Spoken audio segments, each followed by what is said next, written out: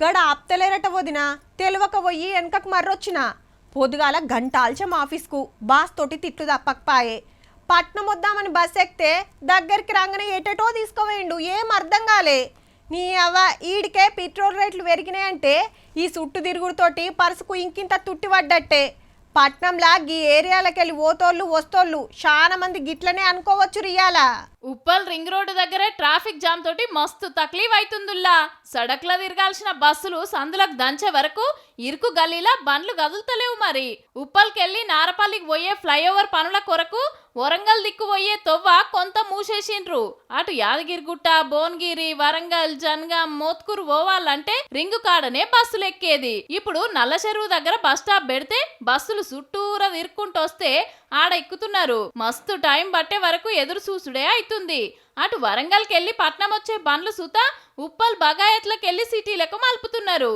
ఇన్నొద్దులు అలవాటైన రూట్లు కాకుండా కొత్త రూట్లు పెట్టే వరకు ఎవరు ఎటు పోవాలనో ఎట్లా పోవాలనో తెలియక జర్రంతా తికమక అవుతున్నారు బండ్లు నడిపేటోళ్ళు ఆడాడ బోర్డులు పెట్టినా గావి చూసే తీర్వాటం ఎవరుకుంటది పొద్దుగాల మాత్రం ఆఫీస్లో కురుకొస్తారాయే ఎప్పట్లెక్కనే ఉండొచ్చని రోడ్డు మీదకి వస్తే గిది పరిస్థితి అందరినీ ఇట్లా డైవర్ట్ చేస్తున్నారు. ఎందుకు చేస్తున్నారో తెలియదు. పెద్ద వెహికల్ ఉందా పక్కన, ఇంకా చిన్న ఆటోలు వస్తున్నాయి, ఇంకా అవి మొత్తం బ్లాక్ అయిపోతున్నాయి. హాఫ్ అన్ అవర్ వరకు స్ట్రక్ అయిపోతున్నాం. అర్జెంట్ డ్యూటీలు ఉంటే ఎట్లా పోవాలి? మరి రూట్ మాకు తెలియదు కదా, ఇదే రూట్ మాకు తెలిసింది. ఏహే అంత దూరం పోయి యూ టర్న్ తీసుకోవాలనా అని కొందరు రాంగ్ రూట్ లో దంచుతున్నారు.